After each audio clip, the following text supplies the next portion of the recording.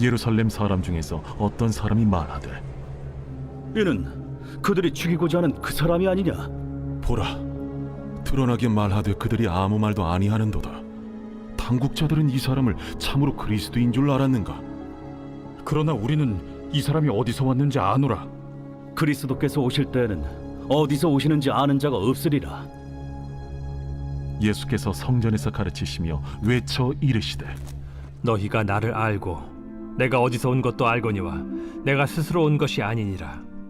나를 보내신 이는 참되시니 너희는 그를 알지 못하나 나는 아노니 이는 내가 그에게서 났고 그가 나를 보내셨음이라. 그들이 예수를 잡고자 하나 손을 대는 자가 없으니 이는 그의 때가 아직 이르지 아니하였음이로라. 무리 중에 많은 사람이 예수를 믿고 말하되, 그리스도께서 오실지라도 그 행하실 표적이 이 사람이 행한 것보다 더 많으리야. 예수에 대하여 무리가 수군거리는 것이 바리새인들에게 들린지라. 대제사장들과 바리새인들이 그를 잡으려고 아랫 사람들을 보내니 예수께서 이르시되, 내가 너희와 함께 조금 더 있다가 나를 보내신 이에게로 돌아가겠노라. 너희가 나를 찾아도 만나지 못할 터이요 나 있는 곳에 오지도 못하리라. 이에 유대인들이 서로 묻되, 이 사람이 어디로 가기에 우리가 그를 만나지 못하리요? 헬라인 중에 흩어져 사는 자들에게로 가서 헬라인을 가르칠 터인가? 나를 찾아도 만나지 못할 터이요 나 있는 곳에 오지도 못하리라 한 이 말이 무슨 말이냐?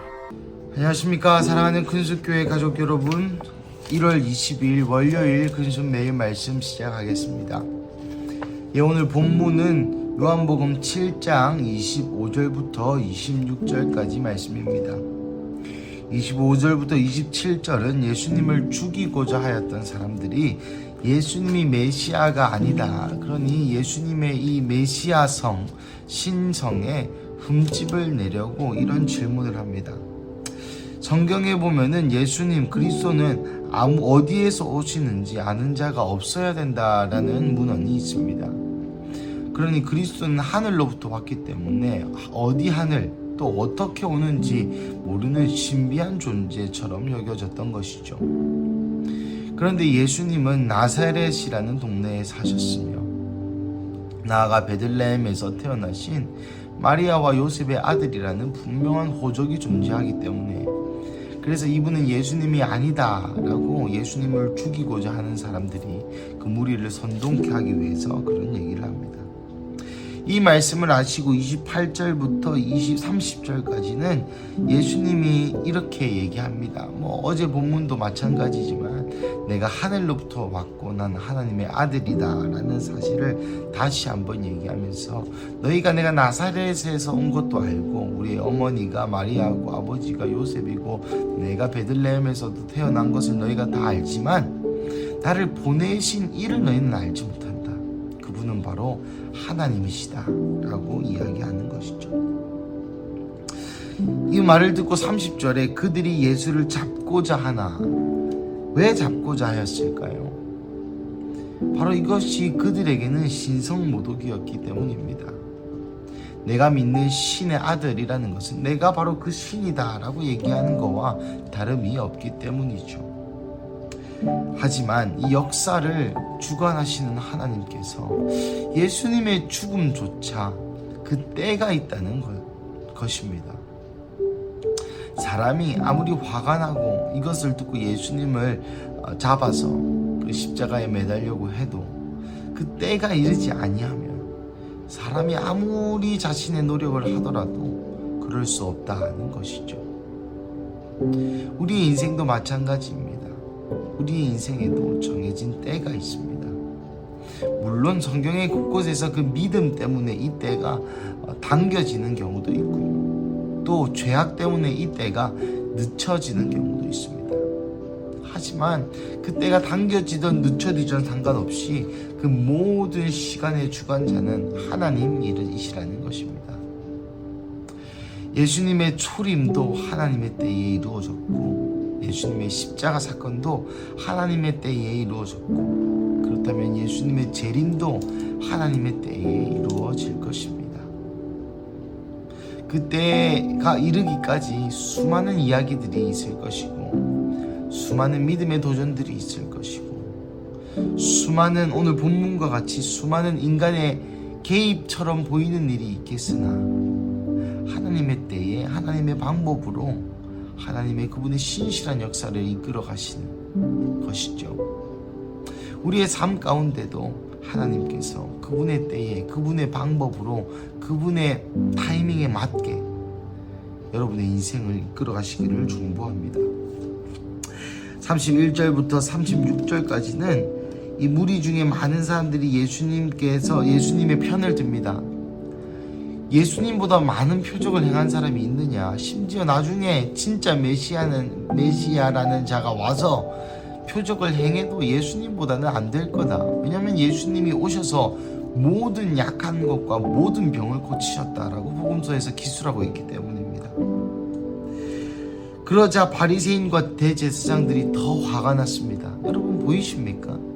예수님이 수많은 기적과 표적을 베풀 때에 어떤 이들은 그것을 보고 메시아로 인정하고 그것을 보고 와 진짜 예수님이 능력이 있으시구나, 예수님의 참 신성, 예수님의 메시아됨을 본 사람이 있었는가 하면 그것을 보고 더 화가 나서 아랫사람들을 보내어 예수님을 잡으라고 시킨 사람들도 있었다는 것이죠. 한 가지 기적에 두 가지 바늘이 나오는 것을 여러분 보실 수 있습니다.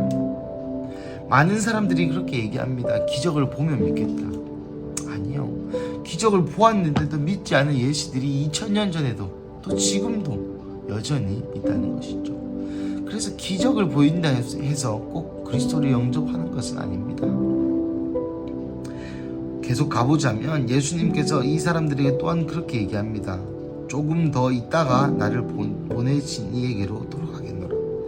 참 예수님 말씀에 권위가 있죠.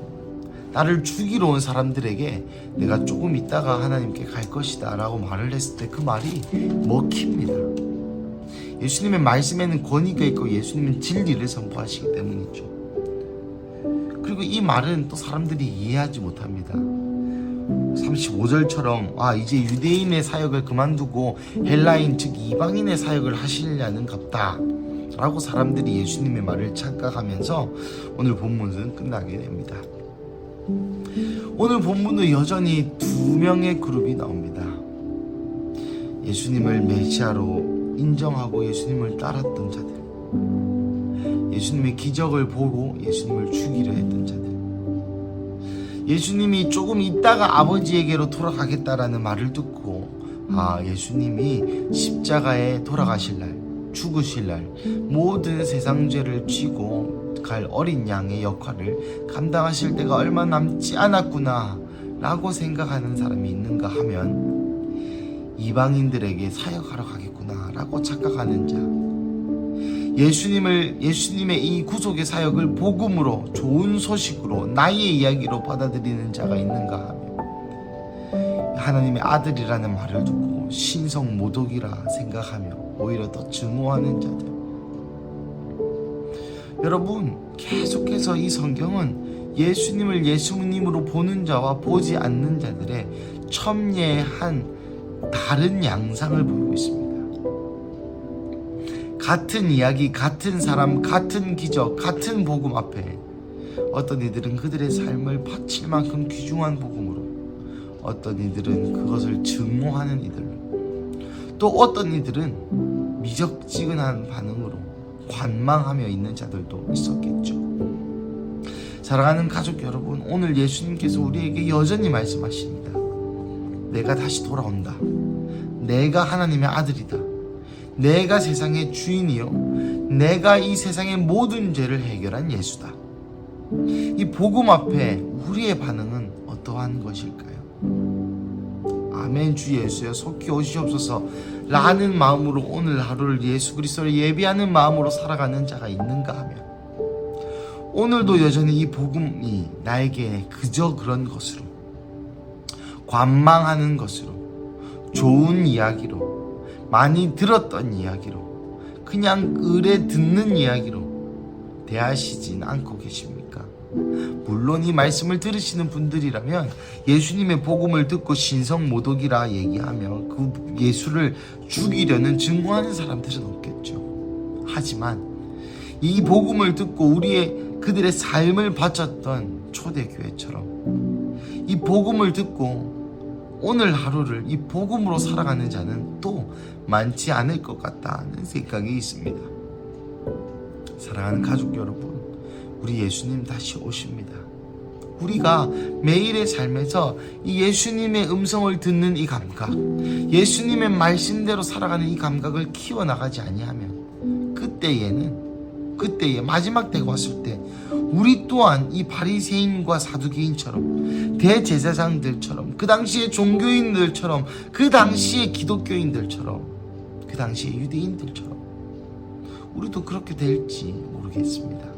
그러니 오늘 하루 이 복음 앞에 우리의 삶을 세우며 이 복음 앞에 합당한 열매를 맺는 그런 하루 되시기를 주님의 이름으로 간절히 축복합니다. 우리 함께 기도하시겠습니다. 사랑하는 하나님, 감사합니다. 오늘 말씀 안에 예수님의 기적과 예수님의 복음과 예수님이 하나님의 아들이라는 그 사실 앞에 더러는 관망하였고 더러는 증오하였고 더러는 죽이고자 하였고, 하지만 더러는 이것을 복음으로 받아들여 다른 사람들로부터 예수님을 변호하였고, 또 더러는 이 복음을 위해 목숨을 바쳤음을 우리가 기억합니다. 하나님, 이 복음 앞에 오늘 2024년 1월 22일을 살아가는 우리의 마음을 다시 한번 점검합니다. 이 복음 앞에 더러는 이 복음이 엄마가 하는 잔소리로, 더러는 많이 들었던 그저 그런 얘기로, 더러는 생명의 말씀으로, 더러는 삶을 던질 목표로 삼는 이도 있을 것입니다. 하나님, 우리가 이 복음 앞에 우리의 삶을 던지는 자들 되게 하여 주시옵소서. 그래서 우리의 일상이 지루하고 남루하고 현실을 견디는 일상이 아니라 주님께서 우리에게 주신 사명으로 일어나고 복음으로 일어나고 이 복음을 전하는 삶을 살아가는 그러한 하루 되게 하여 주시옵소서. 그래서 주님, 오늘 하루도 이 복음에 합당한 열매를 맺는 하루 되게 하여 주시옵소서. 주님, 감사합니다. 이 모든 말씀 살아계신 예수님의 이름으로 기도드립니다. 아멘.